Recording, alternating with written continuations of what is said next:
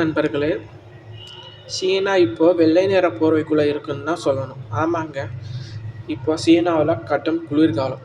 சில இடங்களில் உறைபனி, சில இடங்களில் இதமான வெயில், சில இடங்களில் மழை பொழிவாக இருக்கும், சில இடங்களில் பாலைவனமாக இருக்கும். இப்பேற்பட்ட சீனாவுக்கு ஒரே நாடு ஒரு பக்கம் குளிர், ஒரு பக்கம் மழை, ஒரு பக்கம் பாலைவனம் மாதிரி தெரியுது. இது ஏன் இப்படி நடக்குது? இந்த சீனாவுக்கு மழை எங்கேருந்து வருது? அது எப்படி நடக்குது? இந்த மாதிரி அன்ஃபில்டரான காரணங்களை ஒன்றா பாயிண்டாக உங்களுக்கு சொல்கிறேன். வாங்க வீடியோக்குள்ளே போகலாம்.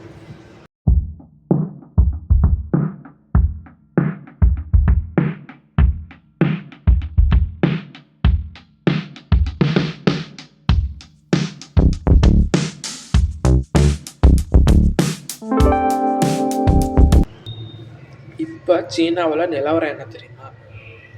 பெய்ஜிங் நகரத்தை எடுத்தால் இங்கே -, டிகிரியில் குளிர் வாட்டி எடுக்கும். அதாவது இன்றைக்கி வெப்பநிலை சுமார் -4 டிகிரியிலேருந்து -12 டிகிரி வரைக்கும் போகும்.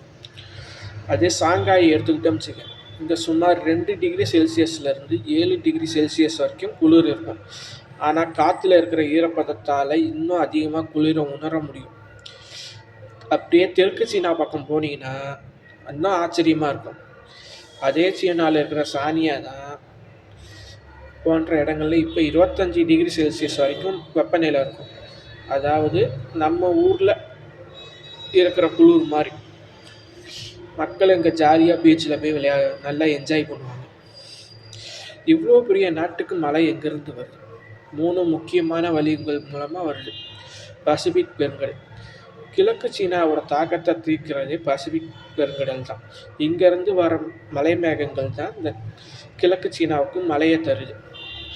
அப்படியே ரெண்டாவது பகுதி பார்த்தோம்னு இந்திய பெருங்கடல். நம்ம ஊரில் மழை தர்ற அதே இந்திய பெருங்கடல் தான் இமயமலையை தாண்டி தென்மேற்கு சீனாவுக்கும் மழையை தருது. அதாவது நம்ம தென்மேற்கு பருவக்காற்றுன்னு சொல்கிறோம்ல, வடகிழக்கு பருவக்காற்றும்ல, அந்த பருவக்காற்று இமயமலையை தாண்டி போய் தென்மேற்கு சீனாவுக்கும் மழையை தருது. 3வது தென் சீன கடல். இங்கே காங்காங்கு, குவாங்சோ போன்ற தெற்கு பகுதிகளுக்கு மலை மேகங்களை கொண்டு போய் மழையை கொடுக்கும். சீனாவில் மழையை விட இப்போ பனிப்பொழிவு தான் அதிகம். கிழக்கு ஆசிய பருவமழை இதுதான் இந்த மழையை தருது. கோடை காலத்தில் ஏப்ரல் முதல் செப்டம்பர் வரைக்கும் தான் அவங்களுக்கு கோடை காலம். கடலில் இருந்து நிலத்துக்கு மலை மேகங்கள் வரும்.